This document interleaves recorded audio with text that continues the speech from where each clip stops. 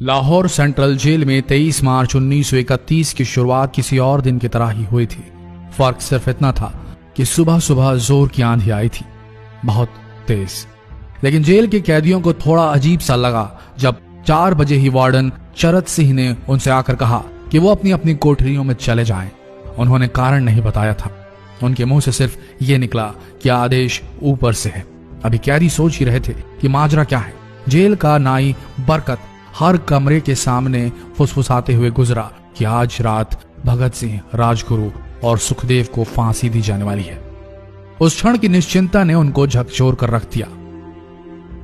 कैदियों ने बरकत से मनुहार की कि वो फांसी के बाद भगत सिंह की कोई भी चीज जैसे पेन, कंघा या घड़ी उन्हें लाकर दें ताकि वो अपने पोते पोतियों को बता सकें कि कभी वो भी भगत सिंह के साथ जेल में बंद थे। बरकत भगत सिंह की कोठरी में गया और वहां से उनका पेन और कंघा ले आया। सारे कैदियों में होड़ लग गई कि किसका उस पर अधिकार हो। आखिर में ड्रॉ निकाला गया, लाहौर कॉन्स्पिरेसी केस। अब सब कैदी चुप हो चले थे। उनकी निगाहें उनकी कोठरी से गुजरने वाले रास्ते पर लगी हुई थी। भगत सिंह उनके साथ फांसी पर लटकाए जाने के लिए उसी रास्ते से गुजरने वाले थे। एक बार पहले जब भगत सिंह उसी रास्ते से ले जाए जा रहे थे तो पंजाब कांग्रेस के नेता भीमसेन सच्चर ने आवाज ऊंची कर उनसे पूछा था, आप और आपके साथियों ने लाहौर कॉन्स्पिरेसी केस में अपना बचाव क्यों नहीं किया? भगत सिंह का जवाब था, इनकलाबियों को मरना ही होता है क्योंकि उनके मरने से ही उनका अभियान मजबूत होता है, अदालत में अपील से नहीं। वार्डन चरत सिंह भगत सिंह के खैर ख्वाह थे और अपनी तरफ से जो कुछ बन पड़ता था उनके लिए किया करते थे। उनकी वजह से ही लाहौर की द्वारका दास लाइब्रेरी से भगत सिंह के लिए किताबें निकलकर जेल के अंदर आ पाती थी। भगत सिंह की जेल की जिंदगी काफी कठिन थी। किताबें पढ़ने का शौक हो चला था उन्हें कि एक बार उन्होंने अपने स्कूल के साथी जयदेव कपूर को लिखा था कि वो उनके लिए कार्ल लिब्कनेcht की मिलिट्रिज्म, लेनिन की लेफ्ट विंग कम्युनिज्म और ऑप्टन सिंक्लेयर का उपन्यास द स्पाई कुलबीर के जरिए भिजवाएं। भगत सिंह जेल की कठिन जिंदगी के आदी हो चले थे। उनकी कोठरी नंबर 14 का फर्श पक्का नहीं था, उस पर घास उगी हुई थी। कोठरी में बस इतनी ही जगह थी कि उनका 5 फुट 10 इंच का शरीर बमुश्किल उसमें लेट पाए। भगत सिंह को फांसी दिए जाने से 2 घंटे पहले उनके वकील प्राणनाथ मेहता उनसे मिलने पहुंचे। मेहता ने बाद में लिखा कि भगत सिंह अपनी छोटी सी कोठरी में पिंजड़े में बंद शेर की तरह चक्कर लगा रहे थे। इनकलाब जिंदाबाद। उन्होंने मुस्कुराकर मेहता को स्वागत किया और पूछा कि आप मेरी किताब रिवोल्यूशनरी लेनिन लाए या नहीं। जब मेहता ने उन्हें किताब दी तो वे उसे उसी समय पढ़ने लगे मानो उनके पास अब ज्यादा समय न बचा। मेहता ने उनसे पूछा कि क्या आप देश को कोई संदेश देना चाहेंगे? भगत सिंह ने किताब से अपना मुंह हटाए बगैर कहा, सिर्फ 2 संदेश, साम्राज्यवाद मुर्दाबाद और इनकलाब जिंदाबाद। इसके बाद भगत सिंह ने मेहता से कहा कि वो पंडित नेहरू और सुभाष चंद्र बोस को मेरा धन्यवाद पहुंचा दे जिन्होंने मेरे केस में गहरी रुचि ली थी। भगत सिंह से मिलने के बाद मेहता राजगुरु से मिलने उनकी कोठरी पहुंचे। राजगुरु के अंतिम शब्द थे, हम लोग जल्द मिलेंगे। सुखदेव ने मेहता को याद दिलाया कि वो उनकी मौत के बाद जेलर से वो कैरम बोर्ड ले लें जो उन्होंने उन्हें कुछ महीने पहले दिया था। मेहता के जाने के थोड़ी देर बाद जेल अधिकारियों ने तीनों क्रांतिकारियों को बता दिया कि उनको वक्त से 12 घंटे पहले ही फांसी दी जा रही है। अगले दिन सुबह 6 बजे की बजाय उन्हें उसी शाम 7 बजे फांसी पर चढ़ा दिया जाएगा। भगत सिंह मेहता द्वारा दी गई किताब के कुछ पन्ने ही पढ़ पाए थे। उनके मुंह से निकला, क्या आप मुझे इस किताब का एक अध्याय भी खत्म करने नहीं देंगे? भगत सिंह ने जेल के मुस्लिम सफाई कर्मचारी बेबे से अनुरोध किया कि वो उनके लिए उनको फांसी दिए जाने से 1 दिन पहले शाम को अपने घर से खाना जरूर लाएं। लेकिन बेबे भगत सिंह की इच्छा पूरी नहीं कर सके क्योंकि भगत सिंह को 12 घंटे पहले फांसी देने का फैसला ले लिया गया और बेबे जेल के गेट के अंदर ही नहीं घुस पाए। थोड़ी देर बाद तीनों क्रांतिकारियों को फांसी की तैयारी के लिए उनकी कोठरियों से बाहर निकाला गया।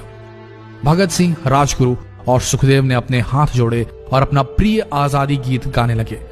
कभी वो दिन भी आएगा कि जब आजाद होंगे हम, या अपनी ही जमीन होगी या अपना आसमान होगा।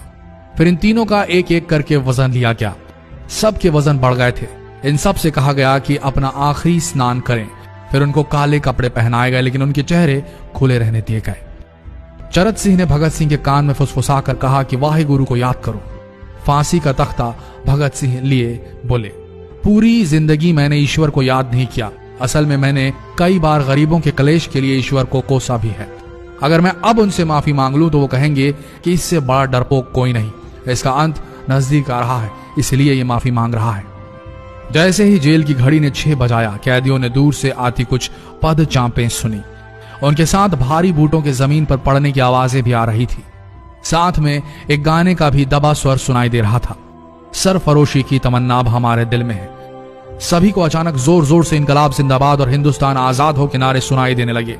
फांसी का तख्ता पुराना था, लेकिन फांसी देने वाला काफी तंदुरुस्त। फांसी देने के लिए मसीह जल्लाद को लाहौर के पास शाहदरा से बुलवाया गया था। भगत सिंह इन तीनों के बीच में खड़े थे। भगत सिंह अपनी मां को दिया गया वो वचन पूरा करना चाहते थे कि वो फांसी के तख्ते से इनकलाब जिंदाबाद का नारा लगाएंगे। लाहौर जिला कांग्रेस के सचिव पिंडी दास सोंधी का घर लाहौर सेंट्रल जेल से बिल्कुल लगा हुआ था। भगत सिंह ने इतनी जोर से इनकलाब जिंदाबाद का नारा लगाया कि उनकी आवाज सोंधी के घर तक सुनाई दी। उनकी आवाज सुनते ही जेल के दूसरे कैदी भी नारे लगाने लगे। तीनों युवा क्रांतिकारियों के गले में फांसी की रस्सी डाल दी गई, उनके हाथ और पैर बांध दिए गए। तभी जल्लाद ने पूछा, सबसे पहले कौन जाएगा? सुखदेव ने सबसे पहले फांसी पर लटकने की हामी भरी। जल्लाद ने एक एक कर रस्सियां खींची और उनके पैरों के नीचे लगे तख्तों को पैर मारकर हटा दिया। काफी देर तक उनके शव तख्तों से लटकते रहे। अंत में उन्हें नीचे उतारा गया और वहां मौजूद डॉक्टरों लेफ्टिनेंट कर्नल जे नेल्सन और लेफ्टिनेंट कर्नल NS सोंधी ने उन्हें मृत घोषित किया। एक जेल अधिकारी पर फांसी का इतना असर हुआ कि जब उससे कहा गया कि वो मृतकों की पहचान करें तो उसने ऐसा करने से इनकार कर दिया। उसे उसी जगह पर निलंबित कर दिया गया अंग्रेजों द्वारा। एक जूनियर अफसर ने यह काम अंजाम दिया। पहले योजना थी कि इन सब का अंतिम संस्कार जेल के अंदर ही किया जाएगा, लेकिन फिर यह विचार त्यागना पड़ा जब अधिकारियों को आभास हुआ कि जेल से धुआं उठते देख बाहर खड़ी भीड़ जेल पर हमला कर सकती है। इसलिए जेल की पिछली दीवार तोड़ी गई। उसी रास्ते से ट्रक जेल के अंदर लाया गया और उस पर बहुत अपमानजनक तरीके से उन शवों को एक सामान की तरह लाद दिया गया। पहले तय हुआ था कि उनका अंतिम संस्कार रावी के तट पर किया जाएगा, लेकिन रावी में पानी बहुत ही कम था, इसलिए सतलज के किनारे शवों को जलाने का फैसला लिया गया। उनके पार्थिव शरीर को फिरोजपुर के पास सतलज के किनारे लाया गया। तब तक रात के 10 बज चुके थे। इस बीच उप पुलिस अधीक्षक कसूर सुदर्शन सिंह कसूर गांव से एक पुजारी जगदीश अचरज को बुला लाए। अभी उनमें आग लगाई ही गई थी कि लोगों को इसके बारे में पता चल गया। जैसे ही ब्रितानी सैनिकों ने लोगों को अपनी तरफ आते देखा, वो शवों को वहीं छोड़कर अपने वाहनों की तरफ भागे। सारी रात गांव के लोगों ने उन शवों के चारों ओर पहरा दिया।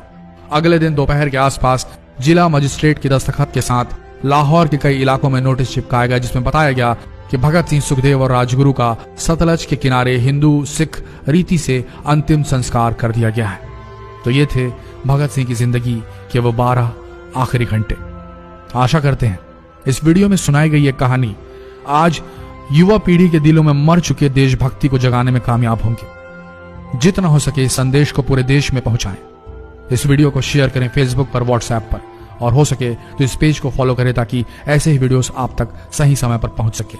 मिलते हैं अगले वीडियो में, तब तक के लिए आप सबका धन्यवाद।